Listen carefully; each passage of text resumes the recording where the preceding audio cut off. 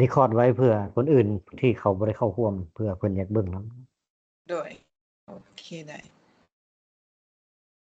แล้วถ้าว่าเวลารีคอร์ดแล้วมันนั่นเนาะอันปิดแคมราโดยอัตโนมัติเนาะปิดไมค์พร้อม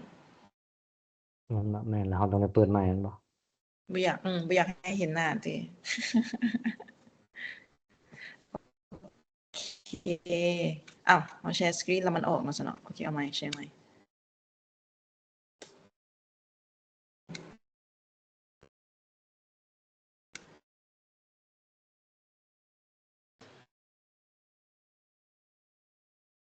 เห็นบ่ตัวเฮาแชร์สกรีนเห็นแล้วแจ้งอีบ่แจ้งอยู่เดี๋ยวปิดตรงนี้ก่อนโอเคเฮาสิเริ่มเลยเนาะอยู่ในนี่ในอันสุดนี้นี่แม่นอาจจะเป็นสุดสุดท้ายแล้วที่ว่าเฮาสิได้มาเจอกันเนาะเว้าเรื่องของตัวออนไลน์นี่ล้านในหัวข้อที่3นี่เฮาจะมาเว้าเรื่องของการรายงานความคืบหน้าของตัวชีวัดอิงใส่กับข้อมูลที่เฮาได้เก็บมาเนาะอันคืออันมื้อวันจันทร์หั้นเฮาก็จะมีของ LSTA หั้นที่เพิ่นเก็บข้อมูลมาเฮาก็ได้ใช้เวลามาเบิ่งนำกันคืนแล้วก็อันเพื่อสิมาลองเขียนเป็นการรายงานเนาะแต่ก็บ่แม่นบทรายงานใหญ่ดอกแต่ว่าเฮาต้องได้อธิบายเหตุผลว่าย้อนหยังคะแนนมันจึงเป็นแนวนี้ถ้ามันหลุดน้อยส่ำใดมันหลุดหลายส่ำใดตัวนี้แม่นสิ่งที่สำคัญที่เฮาจะต้องได้เอาใส่อยู่ในการรายงานตัวชีวัดซึ่งในมื้อนี้เนาะ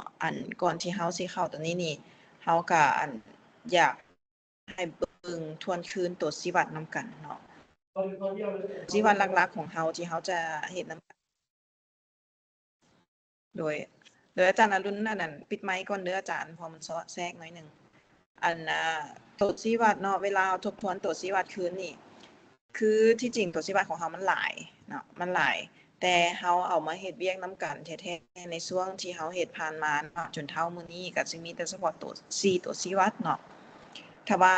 บ่ตัวหนังสือบ่แจ้งแล้วบอกเฮาเด้อเดี๋ยวเฮาสิเป็นสกรีนช็อตแล้วส่งให้อาจารย์คำพันธ์แชร์ต่อตัวชีวัดอยู่ในนี้เนาะตัวที่1เฮาจะเว้าเรื่องของเปอร์เซ็นต์ของครูที่ได้นำใช้ความรู้แล้วก็ทักษะในการรับใช้เนาะที่ว่าได้เอาตัวนี้นะไปใช้ในการสร้างความสามารถต่อก็คือเอาไปใช้ต่ออยู่ในห้องเรียนส่งให้ WhatsApp แล้วส่งรับแม่นบ่โอเค2ก็คือแม่นเปอร์เซ็นต์ของครูที่นำใช้วิธีการสอนที่เน้นเด็กเป็นใจกลางหรือว่าการศึกษาหลายภาษาเนาะโดยนำใช้ภาษาแม่3ก็คือเปอร์เซ็นต์ของครูที่นำใช้ความรู้แล้วก็ทักษะในการศึกษาระหว่างวัฒนธรรมเนาะหรือว่าเว้าเรื่องของสิทธิเด็กหั่นแหละตัวที่4ก็คือเปอร์เซ็นต์ของครูที่นำใช้ความรู้แล้วก็ทักษะเกี่ยวกับความเสมอภาค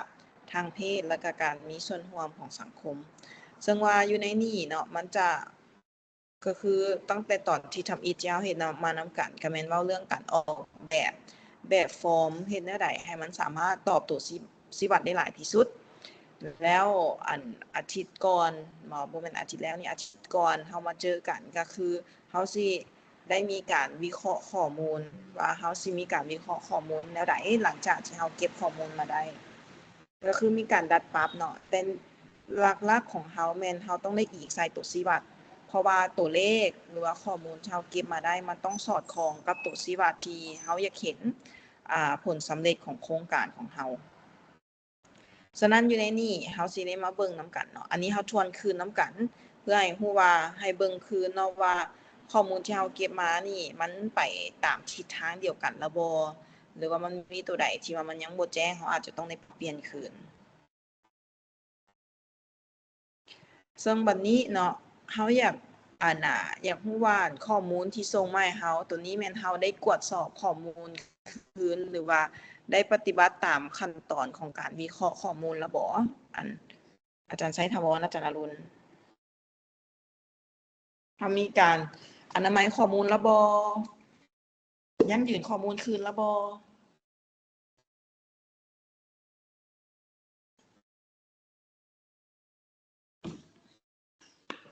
ตัวนี้เฮาได้เฮ็ดแล้วบ่อาจารย์ ไทยถาวรบ่ทันได้เปิดไมค์เด้อ เจ้าเจ้าได้เห็นแล้ว ได้เห็นแล้วเนาะโอเค เจ้า บัดนี้โดยบัดนี้เฮาสิมาเบิ่งนํกันเนาะอันอยู่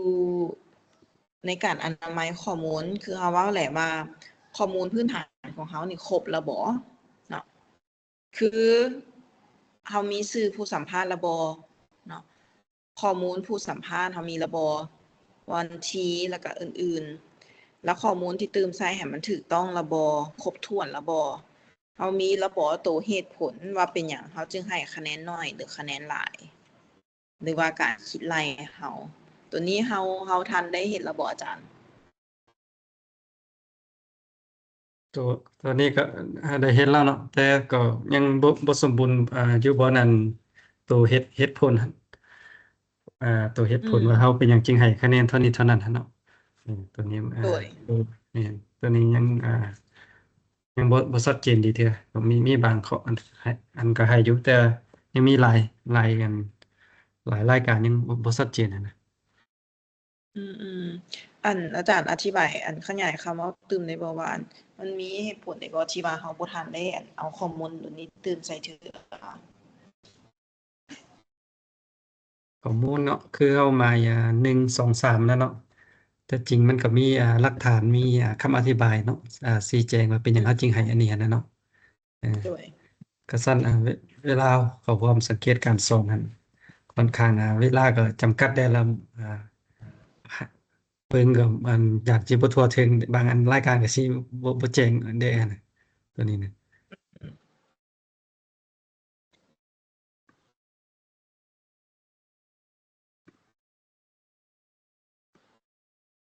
ตัวนี้เฮาใช้เวลาหลายส่ำใดอาจารย์ในการอันเฮาอันไปสังเกตการณ์หรือว่าไปอันเฮ็ดเวียกนำครูในการอันสังเกตห้องสอน 45นาที 45นาทีโอเคเดี๋ยวเฮาเบิ่งเฮาเอาตัวอาจารย์อันตื่มมาให้เบิ่ง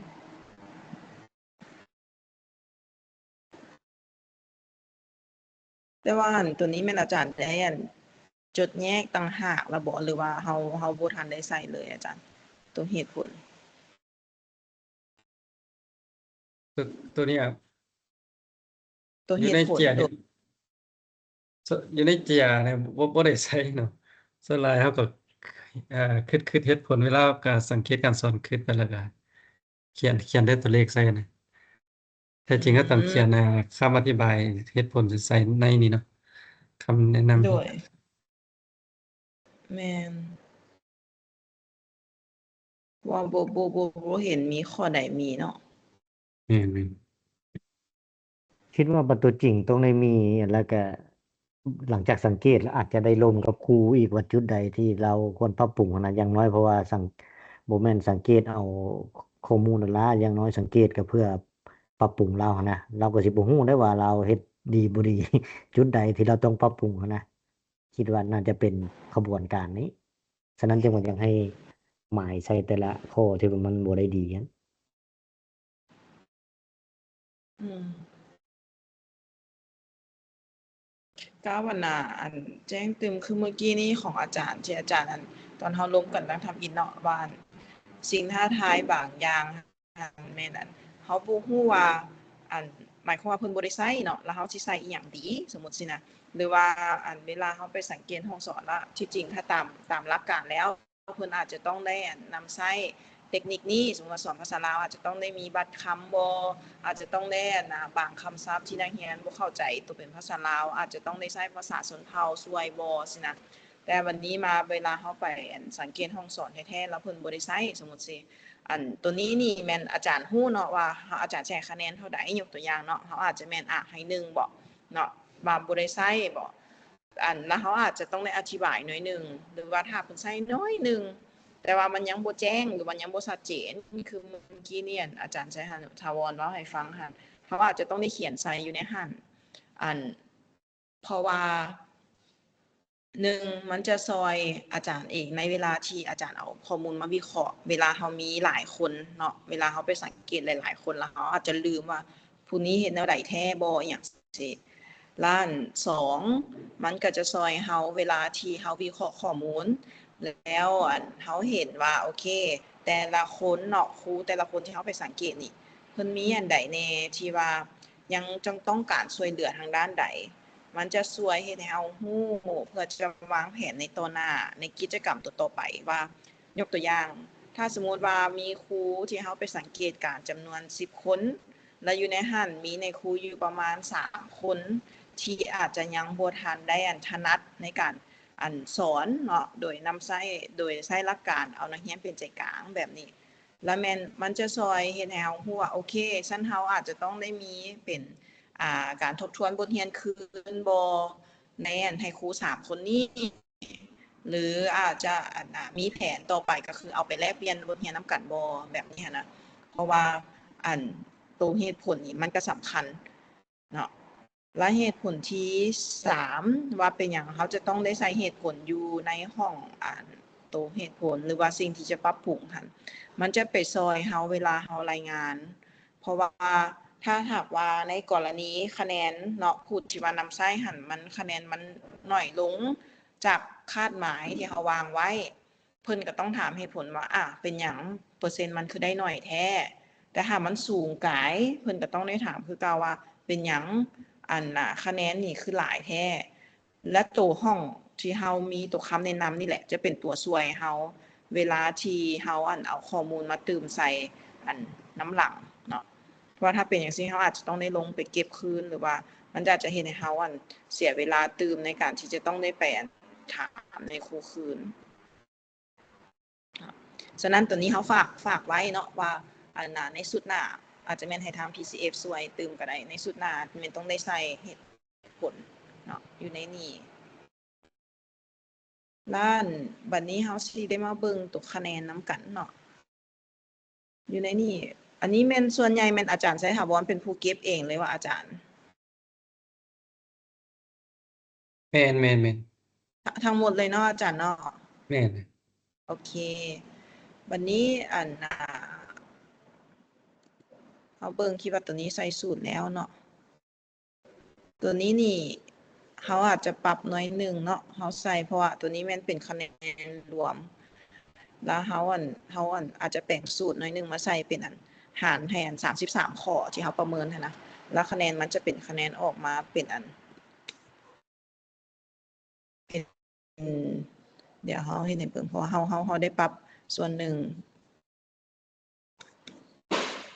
ที่จริงก็บ่ได้ปรับหยังหลายดอกเอาตามตัวของอาจารย์แล้วคืออาจารย์เว้าเลยว่าอาจจะแม่นบ่ทันได้มีเวลาเบิ่งหรือว่ากวดคักๆเทื่อเดี๋ยวเฮาสิเบิ่งนำ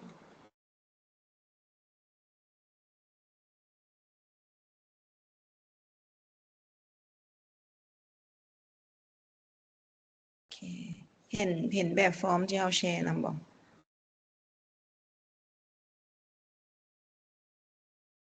แจ้งอยู่บ่เห็นอยู่แต่บ่แจ้งมั่วๆน้อยโพดน้อยเนาะโอเคตัวคะแนนรวมเนาะเฮาใส่ตัวอยู่ในนี้ที่อาจารย์ตัวบวกออกมาเนาะมันเท่ากับ75หั่นเฮามีแต่เอามาหารให้33ข้อพอมันมีทั้งหมดเนาะข้อตัวเฮาไปประเมินมันมี33ข้อซึ่งว่าครูผู้นี้ถ้าคะแนนเฉลี่ยออกมาเราจะได้อยู่ประมาณ 2.27 เนาะก็หมายความว่าเราได้นำใช้ตามมาตรฐานที่เฮาวางไว้แล้วไปเนาะเพราะมาตรฐานของเฮาวางไว้ว่า2ขึ้นไปหมายความว่าได้นำใช้แล้วอันนี้เฮามีแต่เพิ่มใส่หน่อยนึงเพื่อให้มันเห็นว่าครูผู้นี้ผ่านหรือบ่ผ่านหั้นนะเพราะว่าเฮาเอาตามมาตรฐานที่เฮาวางไว้ก็คือว่าแม่น153เนาะมี1บ่ได้ปฏิบัติ2ปานกลางและ3ปฏิบัติได้ดีฉะนั้นตัวนี้เฮาก็แค่เอามาหารให้จำนวนข้อทั้งหมดซื่อๆเพื่อเฮ็ดให้มันเห็นแจ้งเลยในขั้นเบื้องต้น แล้วแล้วเราสิส่งตัวนี้กลับให้คืนเนาะเรามีแต่ปรับน้อยหนึงให้มันเบิ่งง่ายซื่อๆอันแล้วอยู่ในห้องเงื่อนไขอยู่ในนี่เราเอาตัวนี้มารวมกันเนาะจำนวนข้อในการประเมินทั้งหมดนี่มารวมกัน เพื่อเฮ็ดให้มันง่ายว่าทั้งหมดนี่เราประเมินนี่มีจักข้อแท้ เพื่อเราสิไปใส่ในสูตรของแต่ละครูแต่ละคนนี่เนาะเราเห็นอยู่ในนี้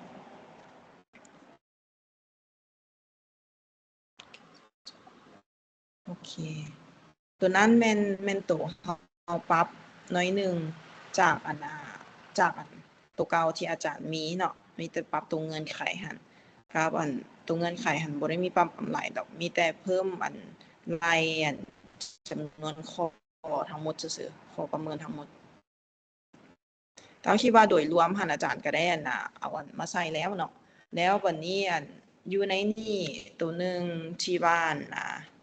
เฮาเบิ่งอันนี้เฮาจัดใหม่หน่อยหนึงแล้ว ก็แค่ใส่ห้องให้มันเบิ่งง่าย แล้วอาจารย์อยากรู้ว่านักอาจารย์ในครูทั้งหมดที่อยู่ในโครงการเฮาที่เฮาจะต้องได้ไปสังเกตการณ์หรือไปประเมินนี่มีทั้งหมดจักคนอาจารย์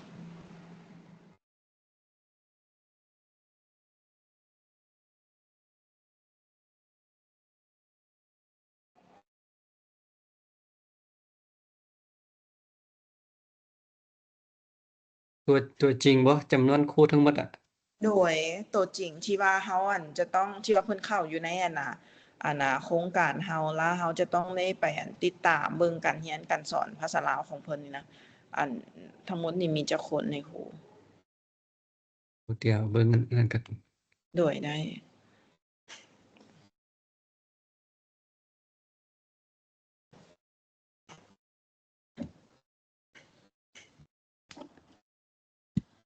ครู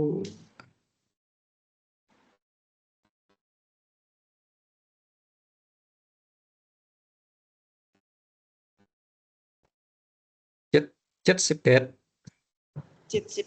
โอ้ 78โอเค เดี๋ยวกาย แม่นบ่ กาย 78กายบ่ กาย78นี่เฉพาะแต่เบิ่งเดี๋ยวก่อนนะยิงทมศักดิ์เฉพาะแต่ประเภทยิง78บวก80อีก158คน158คนแม่นบ่ แม่นไหม โอเค ถ้าว่าเป็น85คนเนาะฉะนั้นตัวนี้นี่อาจารย์จะต้องได้เพิ่มห้องเนาะในห้องของการวิเคราะห์ในการวิเคราะห์เนาะแล้วแม่นเฮาจะต้องได้เพิ่มจำนวนห้องให้เป็น158คนแล้วบัดนี้เวลาที่เฮาเฮ็ดเป็นคะแนนเฉลี่ยน่ะให้เฮาหารให้158คือตัวเก่าที่อาจารย์ส่งมาให้เฮาเนาะเดี๋ยวนี้อาจารย์เก็บกำข้อมูลได้3คนแล้วอาจารย์มาหารให้3มันก็เลยออกเป็นคะแนน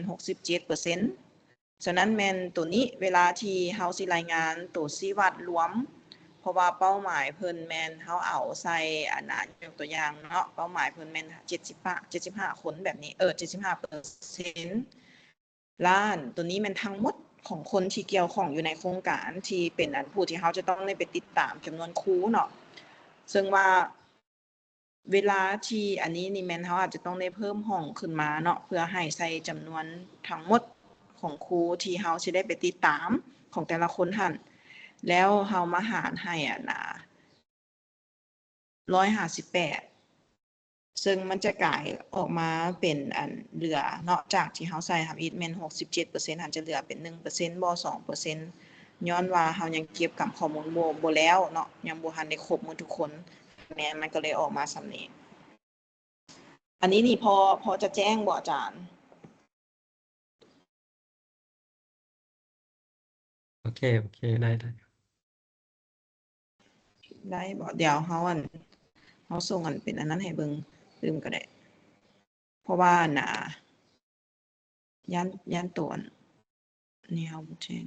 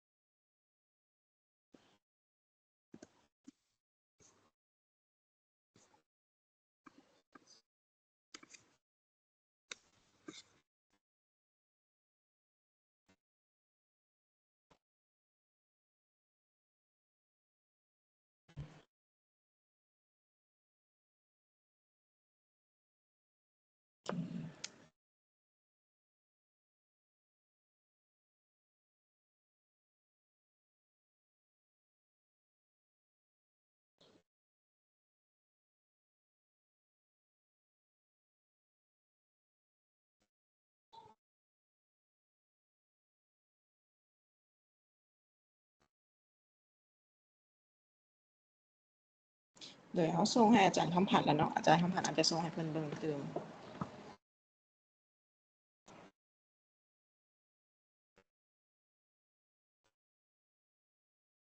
โอเคคืออันตัวนี้หั่นแม่นอันเฮาปรับหน่อยนึงเนาะเพื่อให้มันเข้าอันให้เบิ่งตามตัวเลขให้มันถูกแหน่แล้วคิดว่าโดยรวมตัวอาจารย์เห็นมามันมีพื้นฐานแล้วก็อันน่ะคักแล้วเพราะเฮาใส่สูตรแล้วเด้เนาะ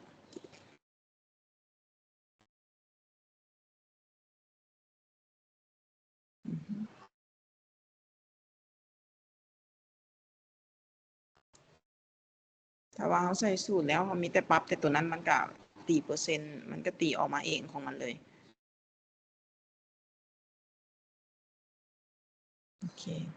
อันอยากรู้ว่าอาจารย์อันไสถาวรกับอาจารย์อันมีหยังอยากอันล้มกันบ่ในขั้นตอนของการนั้นวิเคราะห์ข้อมูล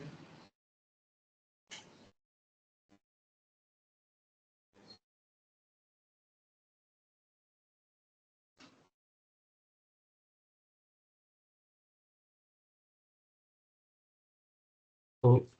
ตัววิเคราะห์ข้อมูลตัวเฮาตีความหมายมันนี่นะเฮาเอารวมทั้งหมดแล้วมารวมหากันแล้วก็เอาค่าเฉลี่ยแล้วมาตีความหมายรวมเลยเนาะตัวนี้เนาะ หมายความว่าจั่งใดอาจารย์ตัวเขาวิเคราะห์ข้อมูลนี่นะตัวเขาเอาทุกเนื้อในรายการนั้นมารวมเข้ากันแล้วก็มาหารเป็นค่าเฉลี่ยเป็นของรวมเลยเนาะตัวนี้เนาะอันความหมายอาจารย์ว่าหมวดเป็นหมวดบ่ แม่นสมมุติว่าเฮาคือถ้าแล้วเฮาคือว่าเห็นทางอันหยังก็อ่าเมืองแอปเพิ่นวิเคราะห์จะให้วิเคราะห์ไปเป็นขั้นอะนะสมมุติขั้นนำเข้าสู่บทเรียนนี่อ่าได้เท่าใดขั้นกิจกรรมขั้น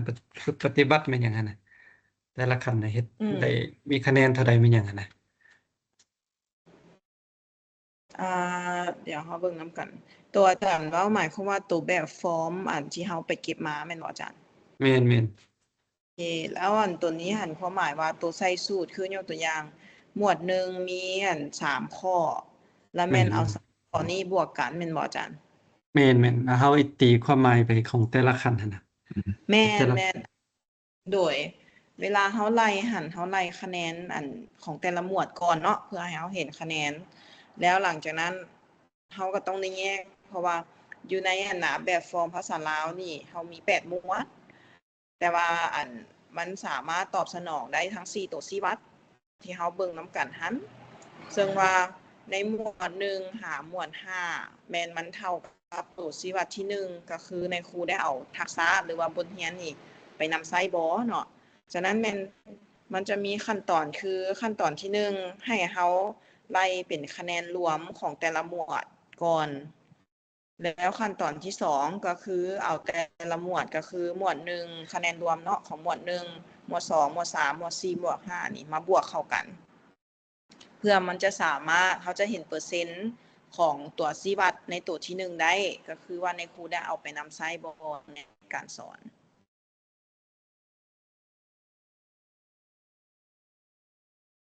พอเห็นภาพนำกันบ่อาจารย์โอเคแล้วอันน่ะเหตุผลที่ว่าตัวนี้เนาะเฮาอันแยกให้เป็นคะแนนแบบนี้นะคือมันจะเบิ่งง่ายเวลาที่เฮาอันมาสรุปบทเรียนเนาะคือคล้ายๆว่าสรุปอัน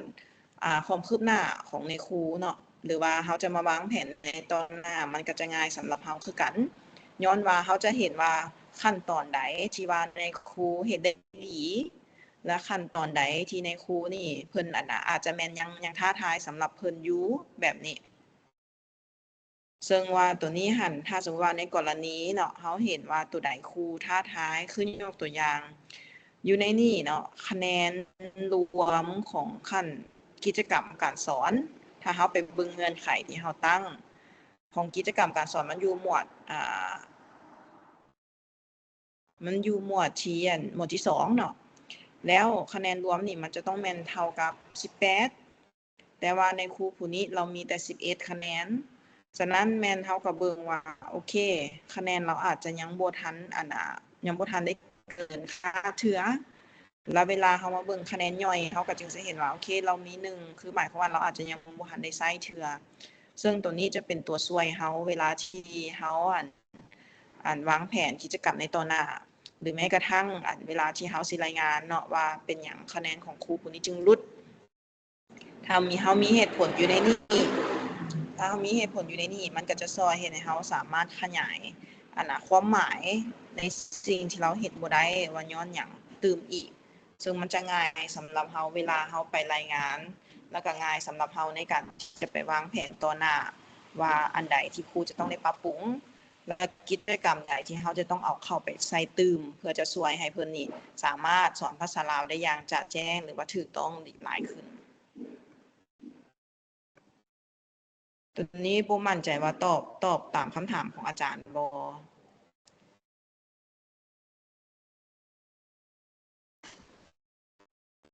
โอเคได้ได้ ได้บ่อาจารย์ได้ได้ โอเค โดย แล้วมีตัวอื่นอีกบ่อาจารย์ที่ว่าเวลาที่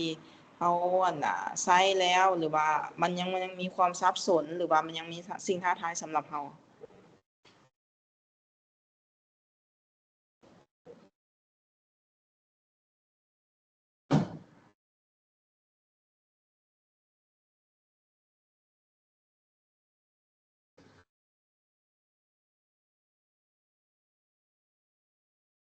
อยากสนทนาตัวเกณฑ์ตัวนี้นะเอาร่วมกันเลยเอา โดยเดี๋ยวนี้มันจะมีสองเกณฑ์นะเพราะว่าอ่าเกณฑ์อยู่ในอ่าเนื้อในอาหารมันจะมี1 ฮอด 3ซะเนาะแล้วตัวโดยร่วมของแต่ละขันเรียนนั้นมันผัดเป็นเป็นตัวร่วมคะแนนเต็มอยู่ในตัวนั้นนะสมมุติถ้าเอาเกณฑ์เดียวกันเลยได้บ่สมมุติอยู่ในขันนี้เขาก็เอาสมมุติถ้าเอา1 ฮอด 3สมมุติคะแนนเต็มมันก็ต้องเอา3อะนะคะแนนรวมของตัวนี้บ่ แม่นได้ตัวนั้นก็ได้คือกัน แล้วแต่ว่าอาจารย์อันนั้นใส่ตัวนั้นบ่มีปัญหาอาจารย์เขาใส่ตัวนี้ก็ได้เขาก็มีแต่หาร3ข้อได้ แม่นแม่นเพราะว่ามันแล้วแต่ว่าโอเคอาจารย์อยากให้มันง่ายเนาะสำหรับเราเข้าใจเองเราก็สามารถอันน่ะตัดให้มันเป็นคะแนนเกณฑ์เดียวกันเพื่อให้เราเบิ่งง่ายก็ได้ หรือเราสิมาเฮ็ดตัวรวมเพื่อถ้าสมมุติเราอยากได้คะแนนรวมเราก็มีแต่มาหารให้ตัวรวมหันก็ได้ อันนี้บ่มีปัญหาตัวใดก็ใช้ได้คือกัน แต่ว่าเพื่อให้เราเข้าใจเองว่าโอเคเราเอา1หาร3แล้วก็เราจึงมาตั้งสูตรมาใส่คืนก็เฮ็ดให้เราเบิ่งง่ายขึ้นก็ใช้ได้แล้ว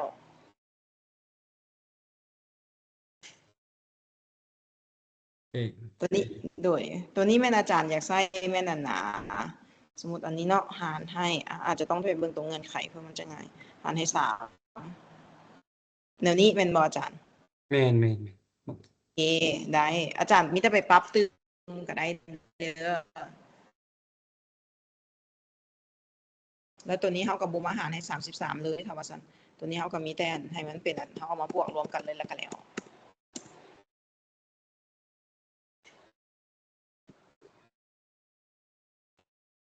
แต่ว่าถ้าเราตั้งสูตรไว้ตัว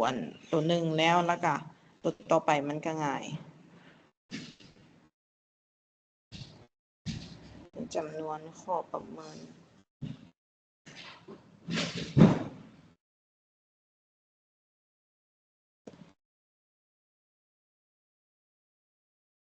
นอกจากตัวนี้มีตัวใดตื่มบ่อาจารย์เกี่ยวกับเรื่องการนำใช้แบบฟอร์มเรื่องการวิเคราะห์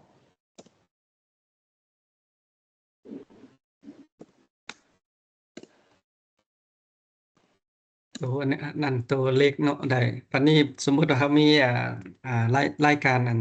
มีคอมเมนต์คำเห็นแนะนำหั้นนะเนาะบัดนี้เขาด้วยจิมีวิธีสังรวมแนวใดอีกนะสมมุติว่ามีสังรวมข้อมูลเนาะแม่นสมมุติเราเขียนคอมเมนต์ใส่แต่ละรายการนั่นน่ะบัดถ้าสิเอาสังรวมเข้ากันสิตีความหมายเป็นหยังจังได๋ได้ตัวนี้อาจจะแม่นเฮาไปเบิ่งนำมัน ตัวเสื่อมนํมันตัวอันน่ะรายงานนั่นข้อมูลเดี๋ยวเราสิไปเบิ่งนำกัน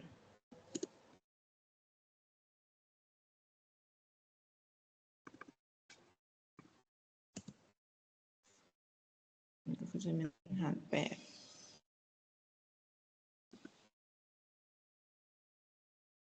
เบิ่งคือคะแนนบ่เท่ากันได้นี่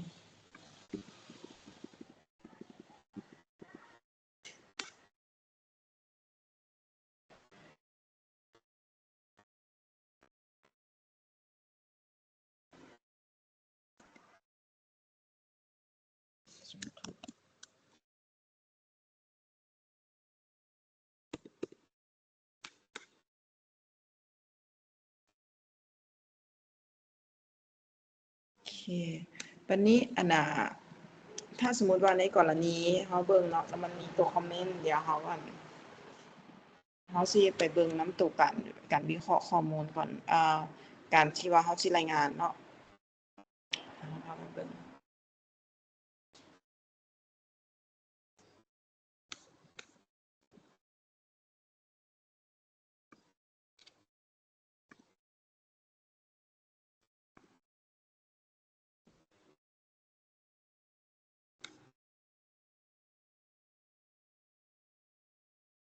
ครับอยากสนทนาตัวอันหยังก็อันตัวคะแนนเฮาจัดวางคะแนนหั่นน่ะเนาะโดยเฮาจัดวางมันมีวางแคบวางกว้างหั่นน่ะเนาะคือตัวอย่างวางแคบมันก็มีที่มันก็มี50 50ก็คือมีอ่าได้ปฏิบัติบ่ได้ปฏิบัติหั่นเนาะคือวางกว้างออกก็คือมี1 2 3หั่นเนาะแต่กว้างโดยออกก็มี1ฮอด5หั่นน่ะเนาะโดเอย อเขาคิดว่าที่เอาเกณฑ์ตัวใดวางตัวใดหั่นมาใช้มันจึงจะเหมาะสมกับแบบสังเกตของเราอะนะอืมๆๆโดยตัวนี้อาจจะได้ถามทางไอ้คำผันที่จริงแม่นแบบใดก็ได้เนาะแต่ว่าถ้าสมมุติว่าในกรณีเฮาแบบว่าแบบขาวดำเลยหั้นนะ50-50ตัวนี้นี่มันเสี่ยงเพราะว่าเฮาสิวางแผนต่อหน้าเฮาสิบ่ฮู้เพราะว่ามันบ่มีว่าผู้ใดปฏิบัติด้านใดได้หั้นนะแต่ว่าของทาง LSDA เขาเจ้าผัดใช้5 scale เนาะ สิได้ถามทางPCF เนาะอ้ายคำผ่านเบิ่งว่าตัวนี้อยากเฮ็ดเป็น standardize บ่หรือว่าแต่ละโครงการสามารถเลือกเองได้ว่าเฮาสิใช้มาตรฐานเบอร์ใดโดยอ้ายคำโดผ่ายนอันน่ะโดยโดยสำหรับคะแนนเนาะก็คืออาจารย์ไสถาวรวอทมิตรนั่นแหละบางทีเฮาไปเบิ่งมันก็บ่เห็นเลยว่าเฮ็ดหรือบ่เฮ็ดมันก้ำกึ่งกันนะตัดสินใจยากคันสิไปให้3คันสิให้แบบคืออาจารย์ว่าดำกับขาวบ่สิตัดสินใจยากบางทีมันก็คือว่าสิดำกับบ่ดำหั้นนะขาวกับบ่ขาวก็เลยบทเรียนจากเบิ่งแบบฟอร์มของกระทรวงศึกษาเพิ่นเฮ็ดออกมาใหม่นี่เพิ่นใส่5ระดับเนาะแต่ว่าใน5เพิ่นก็สิแบ่งออกเป็น3นะหั่นนะมันมีอ่อนกลางแล้วก็ถือว่าเฮ็ดได้ดีหั่นเนาะถือว่าเพิ่นแบ่งอยู่หั่นนำ แต่ว่าของกระทรวงศึกษาเพิ่นนี่เพิ่นสิตั้งไว้ค่อนข้างสูงตามที่ติดตามเบิ่งหั้นนะเพิ่นให้ขั้นอ่อนเลย1 5เท่าใด1 5 2.5พุ่นน่ะเพิ่นให้เนาะ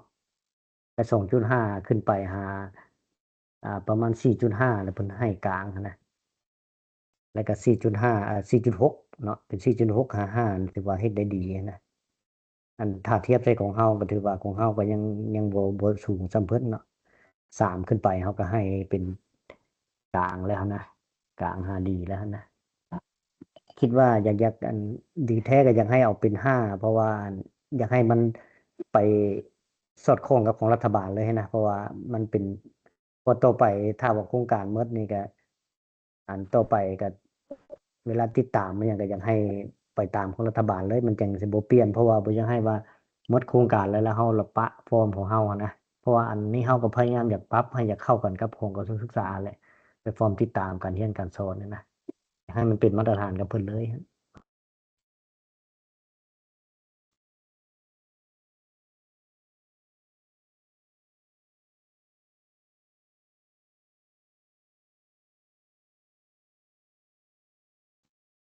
ถ้าว่าอาจารย์คำแสงมีหยังเติมก็ประกอบเลยนะอาจารย์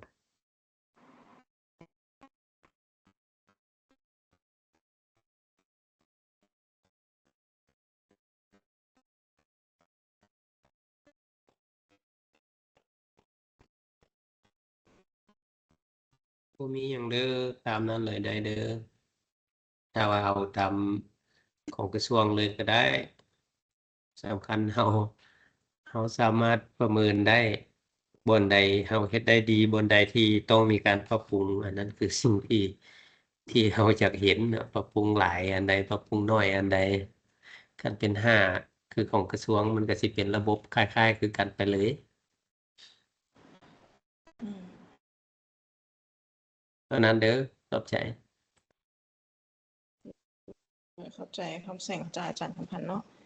อันน่ะแจ้งขึ้นบ่อาจารย์ไสถาวร เจ้าเจ๋งอันนี้เรามีน้ำกันหน่อยคนเด้อจังน้อยว่ามีแต่ว่าสิเอิ้นชื่ออาจารย์ไสถาวรตลอด ส่วนกันลมเนี่ยเรามีเท่านี้ อันน่ะโดยวันนี้แม่นเฮามาเบิ่งเนาะในขั้นตอนคือถ้าสมมุติว่าในเมื่อกี้นี้ถ้าสมมุติว่าเดี๋ยวนี้เฮาใช้ของหลวงพระบางของหลวงน้ำทานี่เฮาใช้เกณฑ์153ถ้าว่าในอนาคตเนาะเฮาสิใช้ในเกณฑ์155ก็ได้ไปปรับเบิ่งก็ได้ หรือว่าเฮาสิไปเบิ่งคือของ LSDA เพราะว่าตัวนั้นก็แม่นเขาเจ้าหาแต่ปรับเฮาอาจจะเอามาเบิ่งนํกันเราสิใช้เป็นในรูปแบบเดียวกันก็ได้ก็ได้คือกันเนาะเพราะว่าฟอร์มตัวนำใช้ภาษาลาวเฮาก็บ่ได้ต่างกันเด้แต่ว่าเฮาตัวนั้นมาปรับแล้วเฮาสิให้เป็นให้เป็นมาตรฐานเดียวกัน ตัวนั้นมันก็อาจจะง่ายสำหรับทั้ง2โครงการเลยสิเวลาเฮาสิไปติดตามบ่สิอันไหนเฮาก็สิลงเป็นอันเดียวกันเลย แล้ววันนี้เฮาก็สิมาเบิ่ง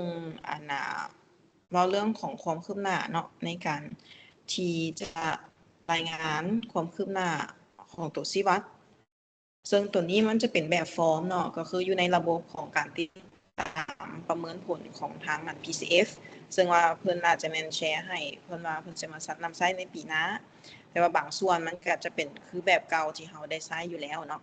แต่เฮาเอาแค่เอามาใส่ในรูปแบบเช่นให้มันเบิ่งง่ายอยู่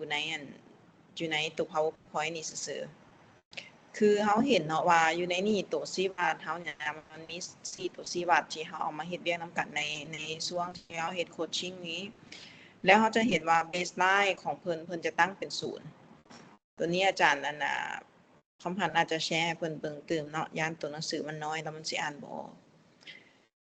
และวันนี้มันก็จะมีทาร์เก็ตหรือว่าคาดหวังที่เฮาอยากเห็นเนาะยกตัวอย่างตัวนี้นี่ถ้าคาดหวังไว้ว่าในช่วงระยะ3ปีที่ว่าทางโครงการจะตั้งปฏิบัตินี่นะเพิ่นอยากเห็นเนาะจาก 0% อยากให้เห็นเป็น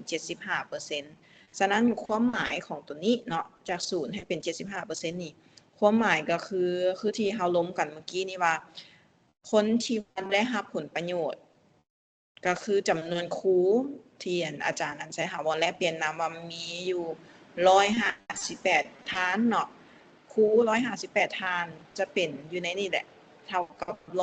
100% ฉะนั้นอยู่ในนี่เวลาที่เฮาคิดไล่หรือว่าเฮาใส่อยู่ในแบบฟอร์มที่เมื่อกี้นี้เฮาเบิ่งนํกันหั่นก็คือเฮาต้องได้ใส่สูตรให้มันถูกเนาะเพื่อเฮาสิได้เห็นเปอร์เซ็นต์ตัวจริงคือเมื่อกี้นี้เฮาหารเบิ่งแล้วก็คือเฮาได้เก็บมาได้นี่3คนเนาะในครูที่เฮาไปภาษาอังกฤษกันมีทั้งหมดนี่3คนแล้วผู้ที่ว่าได้นำไส้แท้ๆเนาะในแต่ละอันนี่อยู่ประมาณ 1% นอกจากตัวสุดท้ายที่จะอยู่ 2% ฉะนั้นหมายความว่าอยู่ในนี่อาจจะมีเพียงแต่1คนหรือ2คนซื่อๆแต่เฮาอยากได้ให้คิดรายเป็นเปอร์เซ็นต์เนาะตัวนี้มันจะเป็นแบบฟอร์มที่เฮาสิได้ใช้เนาะหรือว่าเป็นทางที่เฮาใช้แล้วสิ่งที่สำคัญอยู่ในนี่ก็คือความเห็นหรือว่าคำเห็นอยู่ในนี่คือเมื่อกี้แหละที่เฮาได้ล้มกันไปล้มกันมาว่าเหตุผลว่าเป็นหยังครูใช้หรือบ่ใช้ในบทเรียนตัวนั้นนะที่เฮาให้1บ่ให้2บ่สินะเป็นหยังจึงสำคัญว่าเฮาจะต้องได้เอาใส่เพราะตัวนั้นจะเป็นตัวมาช่วยเฮาเวลาเฮารายงานความคืบหน้าแล้วให้เฮาใส่คำเห็นถ้าในกรณีคะแนนมันลด 75% เนาะหลังจากท้ายโครงการบ่สิย้อนหยังอาจจะแม่นครูยังบ่ทันได้ใช้ย้อนหยังเนาะมันมีสิ่งท้าทายหยังสำหรับครูอันใดที่ครูจะต้องได้ปรับปรุงเฮาก็ใส่ได้อยู่ในคำเห็นในห้องนี้ ตัวนี้เราพอเห็นภาพอันน่ะ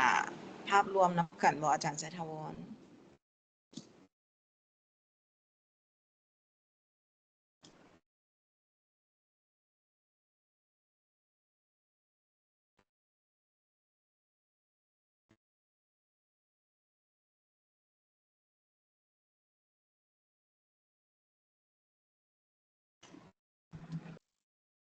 โดย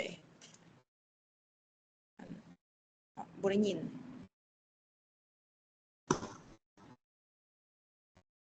ฮัลโหล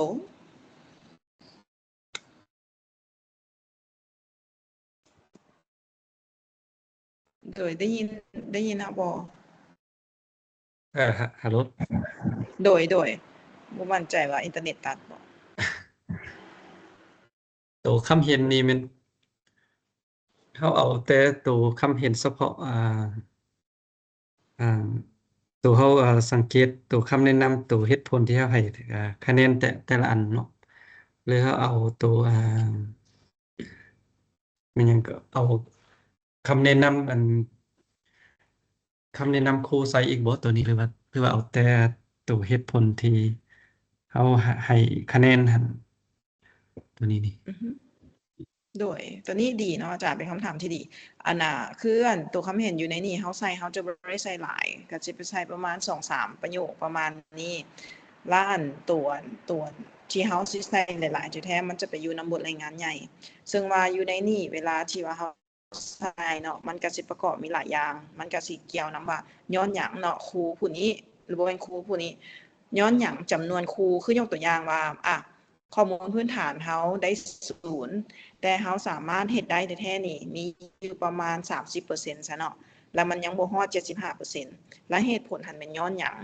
เนาะมันอาจจะเกี่ยวกับอันน่ะเหตุผลของครูพร้อมแล้วมันจะเกี่ยวผ่านกับการสังเกตการณ์ของเราพร้อมเนาะเหตุผลที่เราให้เราสังเกตเห็นครูอยู่ในหั้นตัวนี้แม่นเราจะเอาใส่ในนี่นำแต่เฮ็ดแบบที่ว่าย่อสั้นกระทัดรัดที่สุดคือมันจะกลับไปหาคำถามที่อาจารย์ถามว่า ถ้าเรามีข้อมูลที่มันเป็นทางด้านคุณภาพเนาะมันหลายแล้วเราสิสังรวมแนวใดตัวนั้นแหละที่เราจะต้องได้มาสังรวมว่ามันมีอันใดบ่ที่ว่ามันเกิดขึ้นคือกันคือยกตัวอย่างอันน่ะในหลายๆคำเห็นที่อาจารย์ให้กับเจ้าเนาะว่าโอเคสังเกตเห็นว่ามันคือยกตัวอย่างว่าสังเกตเห็นว่าในครูนี่กับเจ้าบ่ได้ใช้อันน่ะ บัตรค้ำหรือว่าบัตรรูปภาพในการสอนนักเรียนชนเผ่ายกตัวอย่างแบบนี้เนาะแล้วเขาสังเกตว่าในครูบ่ได้ใช้แล้วเวลาเขาไปลมน้ำในครูว่าเป็นหยังในครูอาจจะบ่ได้ใช้หรือว่ามีสิ่งท้าทายอย่างบ่สำหรับครูที่ในครูบ่ใช้ครูอาจจะให้เหตุผลว่าครูนี่บ่ฮู้ว่าจะต้องได้สร้างบัตรอันน่ะรูปภาพมาแนวใดหรือว่าบ่มีทักษะตัวนี้เนาะหรือว่าบ่มีความมั่นใจในการที่จะสร้าง แต่ตัวนี้คำเห็นตัวนี้มันต้องมาจากการที่เราได้ไปล้มสนทนากับในครูแล้วเราเก็บตามข้อนี้ตัวนี้เก็บกรรมข้อมูลตัวนี้นี่ขึ้นมาเนาะแล้วเราก็จะแม่นเอามาใส่อยู่ในนี้แล้วเราก็ต้องได้ใส่เนาะว่าแผนต่อหน้าของเราน้อยนึงเนาะเอาบ่ใส่หลายมันจะมีอีกห้องนึงจะเว้าเรื่องแผนต่อหน้าว่าเราสิเฮ็ดหยังต่อไปถ้าเราฮู้แล้วว่าในครูบ่มั่นใจในการนำใช้อ่า เครื่องมือหรือว่าในการผลิตเครื่องมือการสอนโดยใช้รูปภาพเป็นหลักหรือว่าอาจจะบ่มีเวลาเนาะเนื่องจากว่าสภาพของครอบครัวสิบ่มีเวลาที่จะมาผลิตสื่อแบบนี้เราก็ต้องได้ขึ้นแผนไว้ว่าต่อหน้าเราสิเฮ็ดแนวใดเราสิมีการแก้ไขแนวใดแบบนี้ตัวนี้ที่ว่ามันจะมีอยู่ในห้องคำเห็นแล้วมันก็จะมีอีกห้องนึงที่เว้าเรื่องแผนต่อหน้าตัวนี้พอกระจ่างแจ้งตื่มบ่อาจารย์โอเคได้โอเคอาจารย์มีหยังอยากแลกเปลี่ยนบ่ตัวนี้หรือว่าอยากถามอยากสนทนากันบ่เกี่ยวกับภาพรวมของการรายงานความคืบหน้า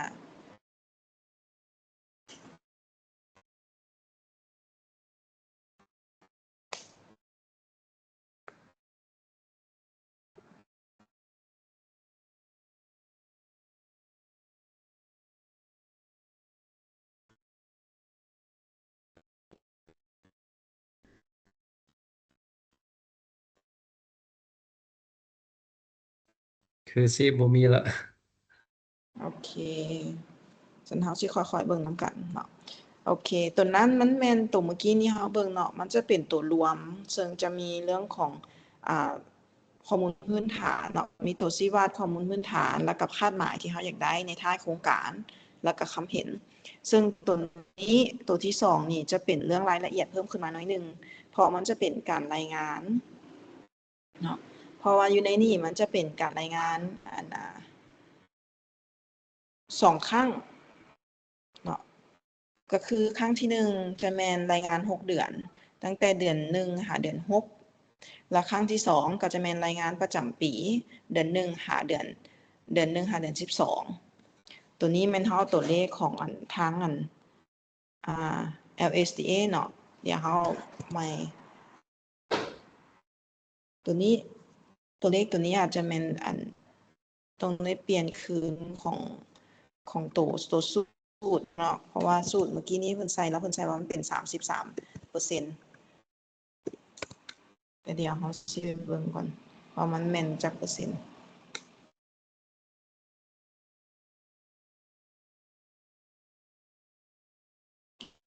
สูตรตัวนี้อาจจะต้องได้เปลี่ยนคืนใหม่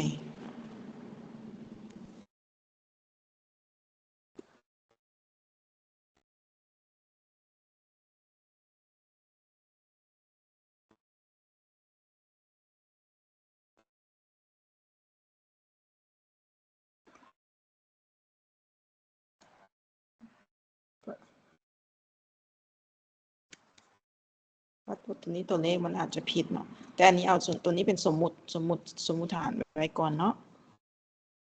คืออยู่ในนี่ถ้าสมมุติว่าในกรณีเวลาเฮารายงานเนาะเฮามีข้อมูลพื้นฐานแล้วเฮารายงานอยู่ในนี่แม่นเดือน1หาเดือน6เนาะอาจารย์เฮาขอถามแน่ว่าใน1ปีอาจารย์ได้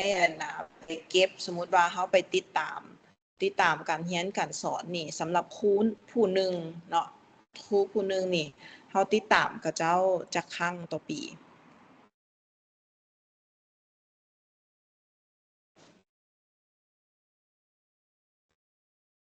ในการติดตามครูผู้หนึ่งเวลาเฮาไปสังเกตห้องสอนจักครั้งต่อปีอาจารย์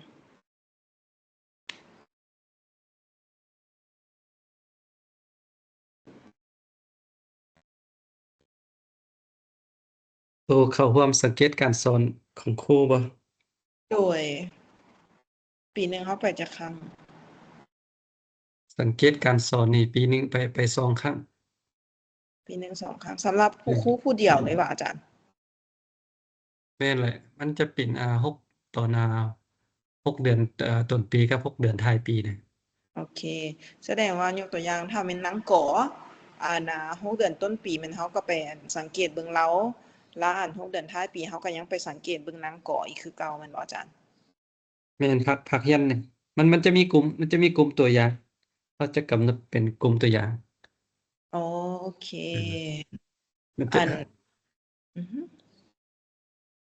อาจารย์เว้าต่อโลด เขาจะกำหนดกลุ่มตัวอย่างเนาะกลุ่มตัวอย่างแล้วก็มันจะมีทั้งวคเด้แล้วกับสกมเด้พวกครูนี่มันหลายเนาะก็ซั่นวคลงไปติดตามนี่จิบ่ได้หมดจิได้1/3แล้วหลังจากนั้นกลุ่มตัวอย่างก็จะให้สกมเป็นผู้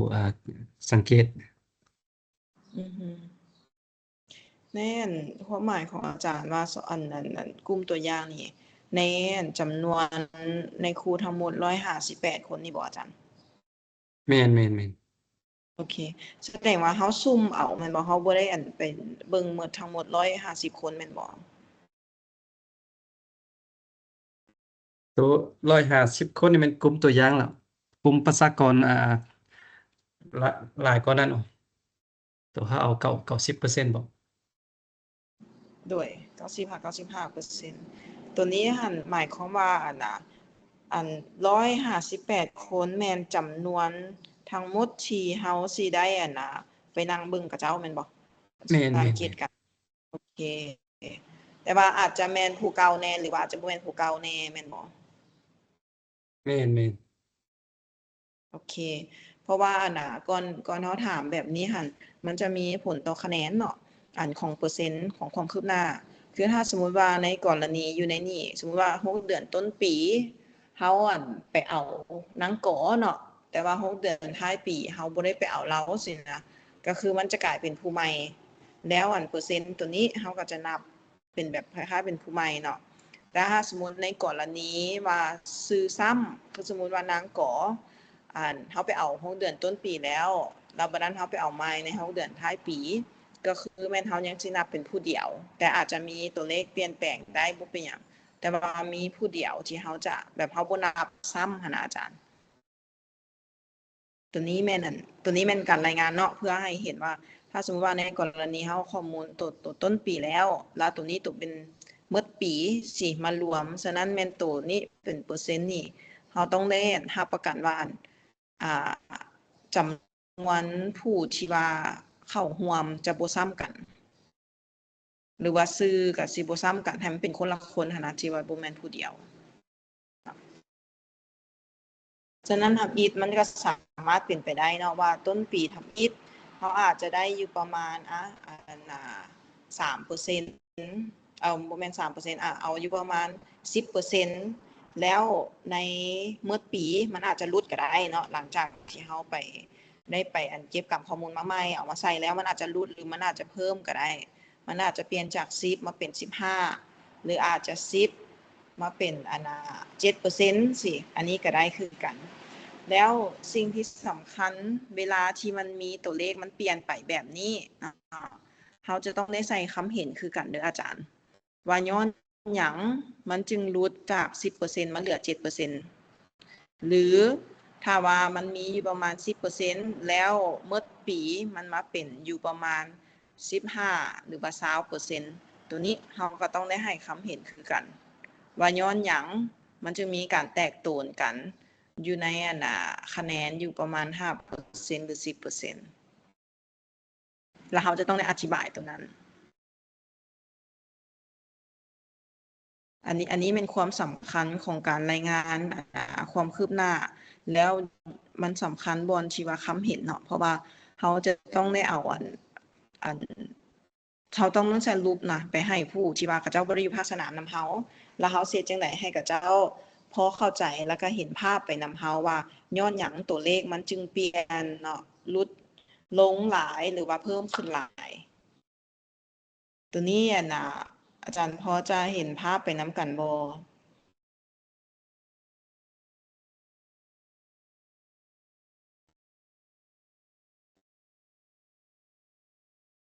โอเคมาฮอดตัวนี้อาจารย์มีหยังถามอยู่ว่ามีหยังอยากแลกเปลี่ยนนำกันบ่อาจารย์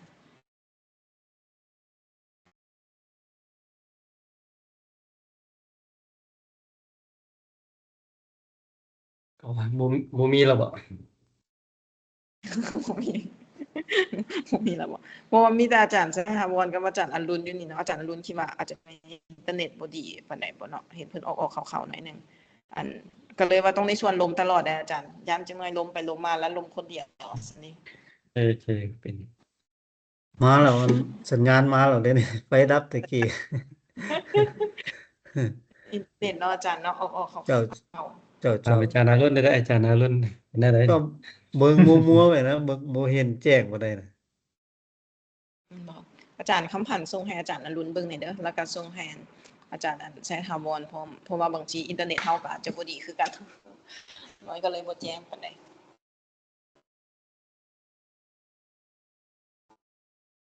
โอเคอีกตัวหนึ่งที่เฮาอยากเพิ่มเนาะในรายงานความคืบหน้าถ้าสมมุติว่าในโครงการของเฮาแม่นโครงการ3ปีแล้วเป้าหมายที่เฮาอยากเห็นแม่น 75% แล้วมันจะมีตัวที่เฮาจะได้รายงานตัวนี้นี่เฮาจะต้องได้รายงานประจำปีคือทุกๆปีเฮาจะต้องได้เฮ็ดตัวนี้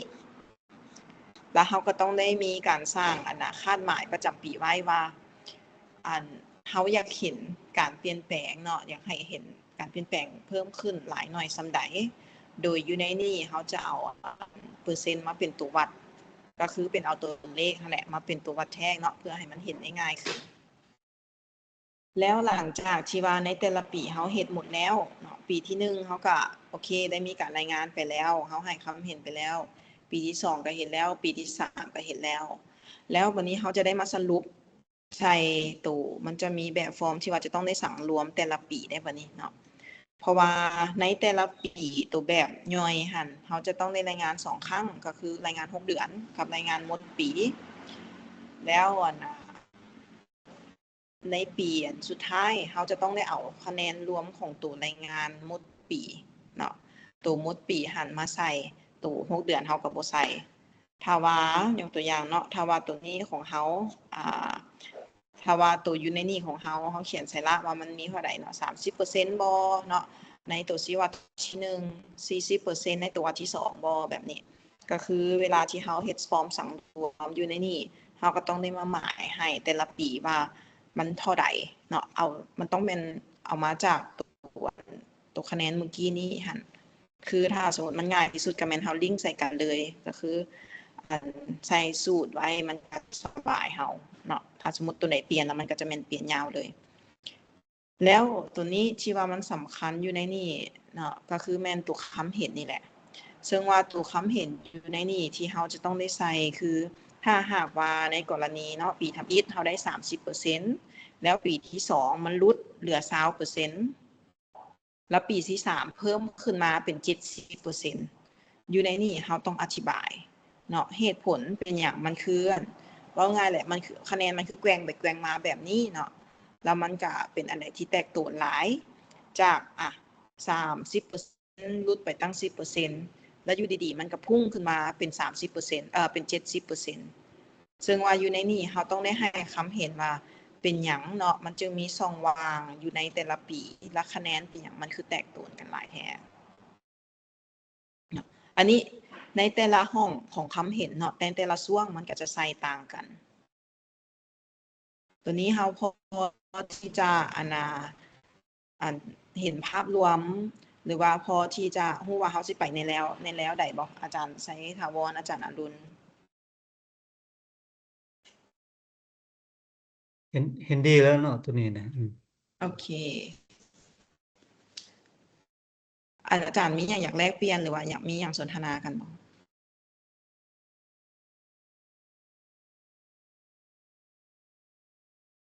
บ่มีหยังแล้วเจ้าเห็นดีแล้วโอเคตัวนี้เฮาสิเป็นตัวเสริมเนาะแล้วหลังจากนั้นเฮาอยากให้อาจารย์ลองเขียนเนาะลองเขียนเบิ่งว่าถ้าสมมุติว่าเฮาสิรายงานแนวใดโอเคบัดนี้ในการเขียนคำเห็นเนาะการเขียนคำเห็นหนึ่งสิ่งที่สำคัญที่สุดคือให้เฮาอธิบายสิ่งที่มันเกี่ยวข้องกับผลได้รับเนาะเป็นตัวเลขนั้นๆคือเฮาเว้าแหละสมมุติว่าอยู่ในหั้นเฮาได้เป้าหมายของเฮาวางไว้ก็คือในปีที่1เฮาอยากให้บรรลุ 30% แล้วมันสามารถบรรลุไปได้ 40% ก็คือมันก่ายคาดหมายของเฮาก็ต้องได้ใส่เหตุผลว่าตัวชี้วัดนี่คะแนนที่เฮาได้ตัวจริงมันก่ายจากคาดหมายที่เฮาวางไว้ในแต่เบื้องต้นแล้วเฮาใส่เหตุผลว่าย้อนหยังมันจึงก่ายให้เฮาใส่คำเห็นว่าสิ่งที่เฮาสังเกตเห็นมันแม่นย้อนหยังเนาะหรือว่าแล้วก็ให้ใส่เนื้อในเพิ่มเติมในการวิเคราะห์ก็คือใส่เหตุผลที่ตัวเลขมันลุดหลายหรือว่าคาดหมายมันเกินหลายคือถ้าสมมุติว่าจาก10% ที่เฮาตั้งไว้แล้วมันมาเป็น 40% แสดงว่ามันเกินไป10% เนาะย้อนหยังมันจึงเกิน10%แล้วอยู่ในหั่นเฮาก็ใส่อีกเนาะถ้าสมมุติว่าในกรณีเฮามีแผนในต่อหน้าจากตัวที่เฮาลงกันเมื่อกี้นี้ว่าเฮาอาจจะมีการไปลงน้ำในครูแดผ่านจากการสังเกตการของเฮาแดแล้วเฮามาเบิ่งว่าในแผนต่อหน้าเฮามีแผนสิเฮ็ดหยังต่ออาจจะมีการฝึกอบรมครูเพิ่มบ่อาจจะมีการแลกเปลี่ยนระหว่างในครูที่ว่าเพิ่นสอนได้ดีเอาบทเรียนไปใช้ได้ดีกับในครูที่ว่ายังเจอสิ่งท้าทายอยู่ก็คือบ่ได้เอาบทเรียนไปใช้เลยหรือว่าใช้น้อยเฮาก็สามารถเอาตัวนี้มาใส่อยู่ในห้องคำเห็นโดยที่จะมาว่า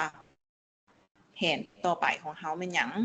แต่เฮาจะเล่าแบบสั้นๆกระทัดรัดเนาะว่าโอเคแผนต่อไปอาจจะมีการแลกเปลี่ยนระหว่างกลุ่มเดี๋ยวนี้เฮาสิเปลี่ยนเป็นตาแสงแล้วเนาะเฮายังบ่มั่นใจ ว่าเขาสิใส่ว่าระวางตาแสงบ่หรือว่าระวางบ้านก็ได้อันนี้แม่นอยู่ในห้องคำเห็นที่เขาจะต้องได้เขียนใส่คือย่อที่สุดแต่ว่าก็ให้เข้าใจง่ายที่สุดแล้วก็นะความหมายก็ให้แน่น นอกจากนั้นเนาะอันนี้มันเป็นเทคนิคเนาะในการวิเคราะห์ในห้องคำเห็นคือเมื่อกี้นี่ตัวเฮาแลกเปลี่ยนให้ฟังนั่นแหละว่าให้เฮาเปรียบเทียบก่อนถ้าเป็นตัวสรุปรวมใน 3-4 ปีหลังจากที่เฮาได้จัดตั้งปฏิบัติไปแล้วเฮาเห็นผลสำเร็จแล้วอยู่ในห้องคำเห็นเฮาก็ต้องได้ว่าตัวเลขเนาะเฮาได้เกินคาดหมายบ่หรือเฮาได้หลุดคาดหมายแล้วเฮาก็ต้องได้เบิ่งว่าตัวเลขมันแตกต่างกันแนวใดคือยกตัวอย่างคือคาดหมายที่เขาอยากเขียนแม่น 80% แต่ว่าบรรลุตัวจริงในปีที่1หัน 30% ปีที่2 60% ให้เขาอธิบายเหตุผลที่ว่าตัวเลขมันเพิ่มขึ้น 30% หันย้อนหยังมันจึงเพิ่มเขาเฮ็ดอีหยังแตกต่างจากตอนเก่าบ่มันสามารถเป็นไปได้เนาะก็คือแม่นเฮาได้มีการฝึกแล้วก็มีการจัดการโคชชิ่งเนาะเพิ่มขึ้นเติมอีกที่มันต่างจากรูปแบบเก่าที่เราเคยฝึกโฮมไปก็คือฝึกแล้วก็มีแต่ไปติดตามดนๆแต่เราบ่ได้มีการโคชชิ่งเพิ่มแล้วเราเปลี่ยนวิธีการในการที่จะแนะนำแล้วก็ในการที่จะช่วยสุกนิ้วครูก็คือมันก็เลยเฮ็ดให้ตัวเลขเพิ่มขึ้นตัวนี้เราก็สามารถใส่ได้คือกัน2เนาะเขียนให้สั้นกระทัดรัดแล้วก็ให้เฮาวิเคราะห์แบบเต็มว่าตัววิเคราะห์เนาะเนื้อในที่ว่ามันสมบูรณ์หั่นหรือว่าเนื้อในที่ว่าการที่เฮาจะอธิบายว่าย้อนหยังตัวเลขมันจะมีการเปลี่ยนแปลงหั่นตัวแบบสมบูรณ์แบบเต็มนี่เฮาเอาไปใส่ในบทรายงานใหญ่แต่ในห้องคำเห็นแม่นให้เฮาใส่แบบสั้นกระทัดรัดที่สุดวันนี้เทคนิคที่3เนาะคือตัวเลขที่มีการเปลี่ยนแปลงเล็กน้อยระหว่างคาดหมายได้รับผลจริงหันแม่นบ่เขียนใส่ก็ได้ตัวนี้นี่ทางหลังจากล้มกันสุดแล้วนี่เนาะทาง PCF อาจจะต้องได้ไปล้มกับทางห้องการใหญ่เบิ่งว่าตัวเลขที่เล็กน้อยที่เพิ่นเว้านี่มันแม่นประมาณส่ำใดตัวนี้แม่นเฮาก็จึงสิทาง PCF อาจจะอัปเดตคืนน้ำหลังตื่มเทคนิคที่4ก็คือสิ่งสำคัญแม่นให้จื่อว่าเฮาจะต้องได้วิเคราะห์ช่องว่างระหว่างเพศคือกันคือเว้ายกตัวอย่างเนาะที่เฮาต้องได้แยกหญิงชายเฮาอยากรู้ว่าในครูทั้งหมดเนาะแม่นเพิ่นเฮ็ดได้เท่าใดแล้วเฮาก็อยากรู้ว่าแม่นหญิงนี่เฮ็ดได้เท่าใดในครูหญิงเนาะเพิ่นสามารถเอาบทเรียนไปใช้หรือว่าเอาไปปฏิบัติใช้นี่ได้หลายน้อยส่ำใดฉะนั้นสิ่งที่สำคัญคือแต่ละครั้งเวลาที่เฮาเขียนชื่อจำเป็นที่สุดว่าให้เขียนให้เห็นเนาะว่ามีนางบ่มีเท้าบ่แล้วก็อยู่ในสูตรก็ให้แยกแล้วคิดว่าอยู่ในนี่ตัวสูตรเฮาได้แยกแล้วฉะนั้นแม่นถ้าเฮาใส่ตืมใส่แล้วเฮาฮู้ว่าแม่นเพศหญิงหรือเพศชายตั้งแต่เบื้องต้นนี่มันก็สิบ่มีปัญหาเนาะมันก็สิเห็นตัวเลขมาได้ง่ายมาฮอดนี้อาจารย์ไสถาวรกับอาจารย์อรุณมีหยังอยากแลกเปลี่ยนบ่หรือถ้าเฮาเว้าไวโพดนี่สามารถแจ้งได้เด้อ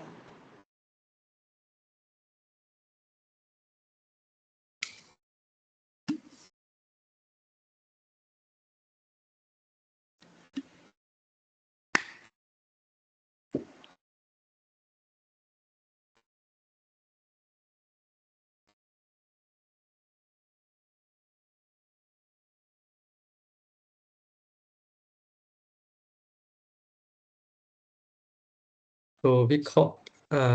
คำเห็นนี่นะเนาะเขาจะแบ่งไปตาม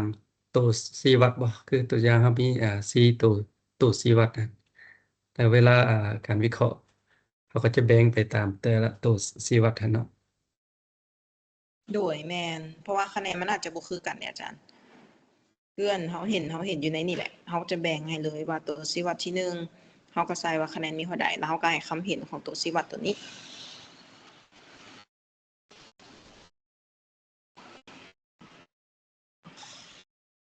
แล้วก็อธิบายเลยว่าเฮาก็ใส่ก่อนว่าโอเคสิ่งที่เฮาสังเกตเห็นก็คือคาดหมายที่เฮาวางไว้มันเกินคาดว่าซั่นซะเนาะผล ผลของการจัดตั้งปฏิบัติของเขานี่มันเกินคาดเขาก็ใส่โลดว่าตัวนี้มันเกินคาดเขาก็ใส่เหตุผลประมาณ 2-3 ประโยคแหละว่าย้อนหยังมันจึงเกินคาดแล้วก็เขาสิเฮ็ดหยังต่อไปกับมันตอบคำถามบ่อาจารย์ โอเค โด แต่ ย ละตัวชี้วัดนี่ครับต้องแบ่งยิงแบ่งซ้ายหมดเนาะยิง แม่น ซ้ายได้เท่าใดยิงได้เท่าใดเนาะ แม่นถ้าเขาเฮ็ดคะแนนรวมแล้วเขาก็บ่ใส่อันซ้ายก็ได้ถ้าเป็นคะแนนรวมแล้วเราก็มีใส่ยิงเลยก็ได้ สมมุติว่าได้อยู่ประมาณ30%อันเขาต้องไปเบิ่งหัวหน่วยเด้อเขาเห็นหัวหน่วยของของ PCF เพิ่นใส่เป็นจำนวนคนฉะนั้นอาจจะแม่นใน 30% นี่มีผู้หญิงอยู่ประมาณ3คนบ่แบบนี้หันนะต้องไปเบิ่งหัวหน่วยที่เพิ่นใส่ว่าเพิ่นใส่เป็นหัวหน่วยจำนวนตัวเลขถ้วนบ่หรือว่าเพิ่นใส่เป็นจำนวนเป็นหัวหน่วยเป็นเปอร์เซ็นต์เขาก็เอาตามตัวนั้นเลย แต่ว่าสิ่งที่สำคัญที่สุดเขาก็ต้องแม่นแยกหญิงเนาะแยกชายก็ถ้ามีคะแนนรวมแล้วก็มีแต่ว่ารวมแม่น 30% ในนั้นหญิงอยู่ 10% ก็ได้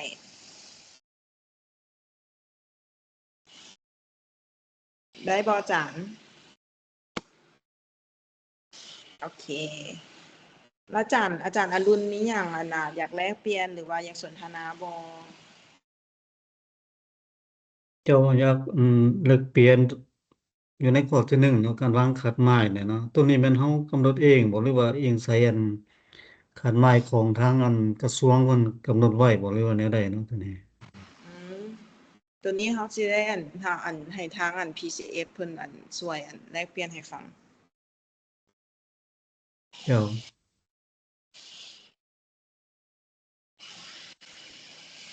โดยไอ้คำแสงเชิญเล โอย เคเข้าใจอ่ากลับไปหน้อยหนึ่งก่อนเนาะเอาตอนเริ่มจากตัว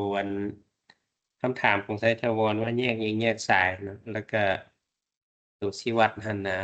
เดี๋ยวนี้แพ้แบบฟอร์มใหม่ของ PCF ออกมาเนี่ยมันจะมีห้องยิงห้องสายเลยฉะนั้นตัวนั้นมันจะมีการติดตามแยกเพศเนาะข้อมูลแยกเพศอยู่หั่นส่วนคาดหมาย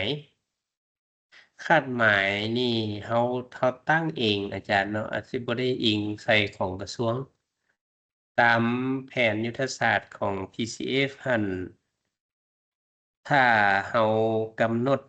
ถ้าเรามีตัวเลขครูทั้งหมดสมมุติว่าเราสิฝึกให้200คนประมาณนั้นเรากำหนดเอาคาดว่าชื่อบ่คักเด้อคิดว่า 75% ที่เราคาดว่าเขาเจ้าจะเอาไปนำใช้อันนั้นมันตามที่ทาง PCF ได้กำหนดเนาะ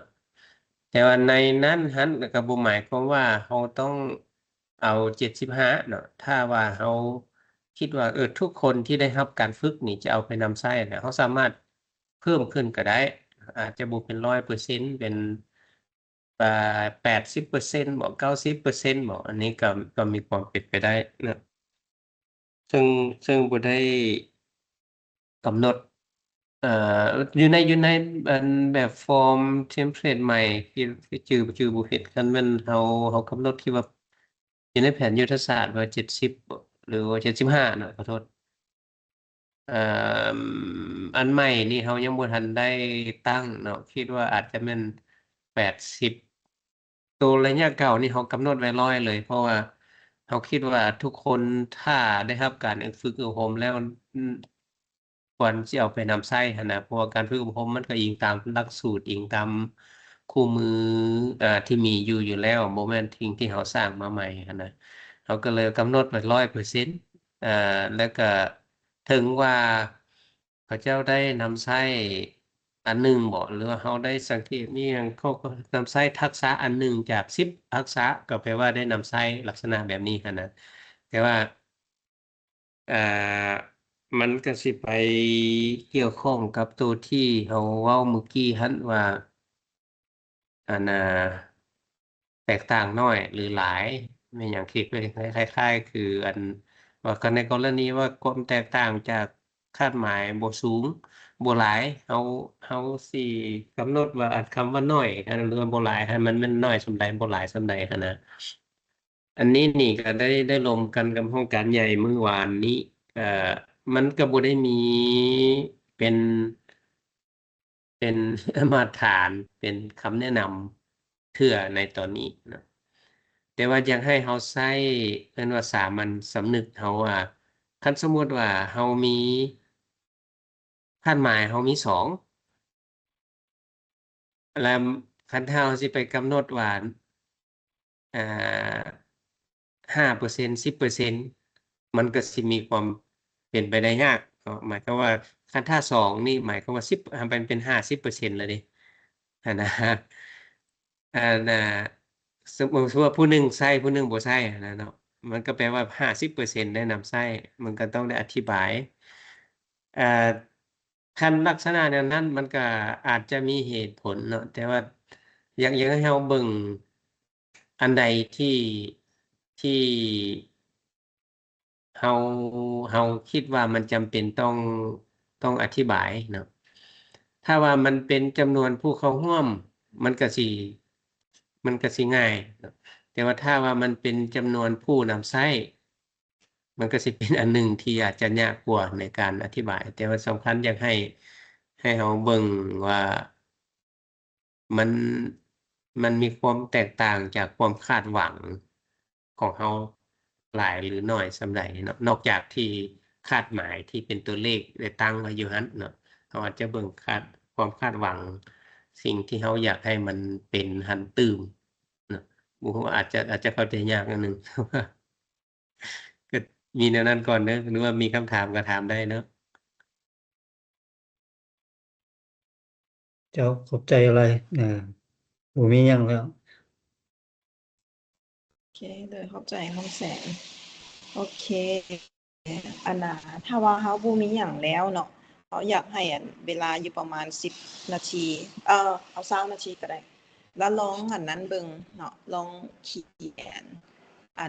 ถ้าสมมุติว่าในกรณีที่เฮาจะรายงานอยู่ในนี้เนาะเฮาลองเขียนเอาตามตัวนี้ก็ได้อันนี้เป็นตัวสมมุติฐานซื่อๆเนาะตามคะแนนอยู่ในนี้แล้วเฮาลองเขียนคำเห็นเบิ่งเนาะว่าเฮาสิลองให้คำเห็นตัวนี้เฮาสิให้แนวใด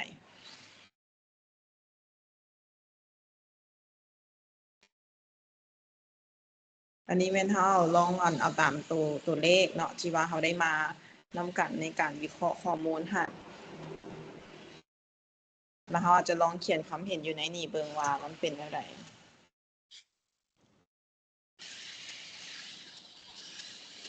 อันน่ะโดยตัวนี้อาจจะแม่นเฮ็ดของไผของเราก็ได้เนาะเพราะว่ามีแต่2คนเอาคนละก็ได้หรือว่าคนละ2ตัวชี้วัดก็ได้เนาะแล้วเฮาเอามาแล้วเฮาจึงสิมาแลกเปลี่ยนกันอาจารย์แจ้งบ่สำหรับกิจกรรม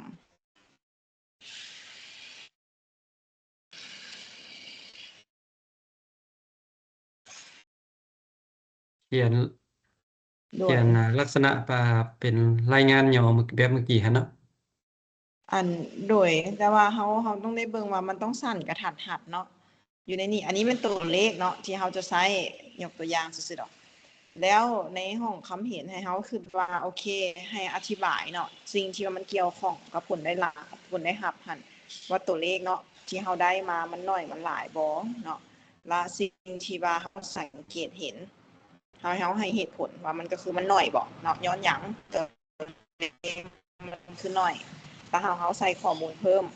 แล้วก็ลองใส่เบิ่งว่าแผนจัดตั้งปฏิบัติในต่อหน้าเฮาคิดว่ามันสิมีหยังหลังจากที่เฮาเห็นตัวเลขละอันนี้คือการวิเคราะห์เราจะลองเขียนประมาณแบบนี้ในแต่ละตัวชี้วัดแจ้งบ่อาจารย์ แจ้ง โอเคฉันเฮาให้เวลา3นาทีเด้ออาจจะแม่นผู้ละ2โดย เขียนคนละ2อันเนาะอาจารย์อรุณเขียน2อันลงเด้อได้เขียน2อันเด้อ แบ่งกันบ่จังไสน้องเอา แบ่งกัน หนึ่ง 1 2เอา3 4อ่ะก็แบ่ง โอ กัน เค น่ะ โอเค โอเค20 นาทีเด้ออาจารย์แล้วเรากลับมาเจอกันใหม่ โอเค ประมาณเท่าใด10 โมงเป็น20 นาทีก็แสดงว่า10 โมง 40 บ่แม่น 50 50โดยได้10 โมง 50 เพิ่มอีกนาทีหนึ่ง เพื่อน โอ แน เค วได้เจอกันอาจารย์